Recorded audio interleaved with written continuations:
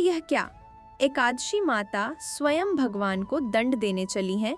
आइए सुनते हैं यह अद्भुत लीला बात द्वापर युग के अंत की है। पृथ्वी पर पाप बढ़ चुका था। लोग व्रत तो करते थे पर मन से नहीं। कोई दिखावे के लिए उपवास करता, कोई यश के लिए।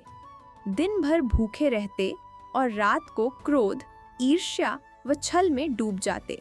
एक दिन वैकुंठ धाम में स्वयं भगवान विष्णु विश्राम कर रहे थे। तभी तेजस्वी प्रकाश प्रकट हुआ। वह थीं एकादशी देवी। उनके मुख पर चिंता थी। वे बोली, प्रभु, लोग मेरा व्रत रखते हैं पर मन में कपट है। क्या ऐसा व्रत स्वीकार है?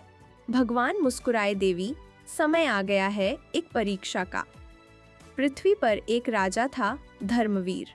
वह हर एकादशी का व्रत रखता और नगर में घोषणा करवाता कि वह महान भक्त है, पर प्रजा पर अत्याचार करता था।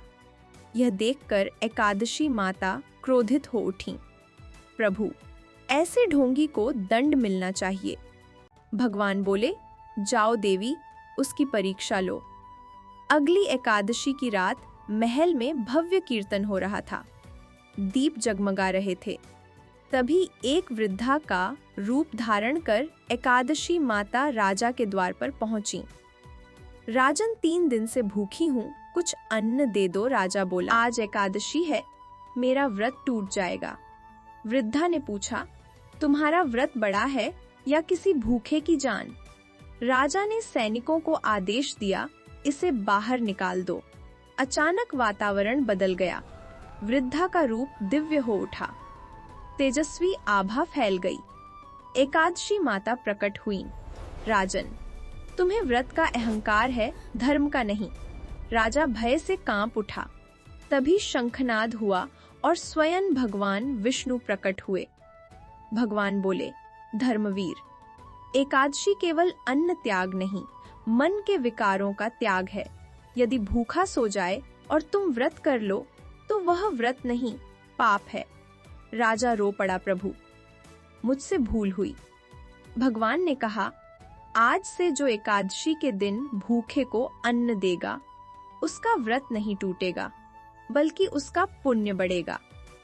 एकादशी माता मुस्कुराईं, जो व्रत के साथ दया रखेगा, वही मेरा सच्चा भक्त होगा। उस दिन से परंपरा बदली। एकादशी केवल पेट से नहीं, हृदय से रखी जाने लगी।